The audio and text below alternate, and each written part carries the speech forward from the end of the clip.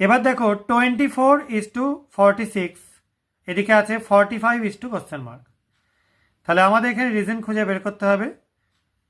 24কে 2 দিয়ে গুণ করে যদি 2 বাদ দেওয়া হয় তাহলে কত হয় দেখো, ডেফিনেটলি 48 - 2, তার মানে 46 পাওয়া গেল।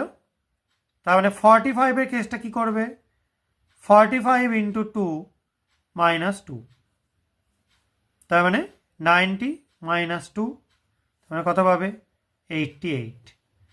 তার মানে এটা অপশান কত হবে, অপশান সি হবে এটা। ঠিক একইভাবে ভাবো 39 × 2 করলে কত হচ্ছে, আচ্ছা তার থেকে -2 একবারই লিখে রাখছি, কত আসছে 39 × 2 করলে 78 - 2, তার মানে কত পাচ্ছ, 76 চলে এলো।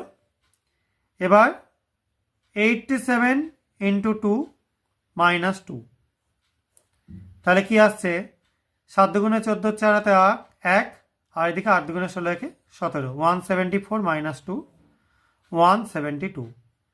তাহলে আমাদের 172 এখানে আনসার হবে। তাহলে এটা অপশান কোথায় রয়েছে,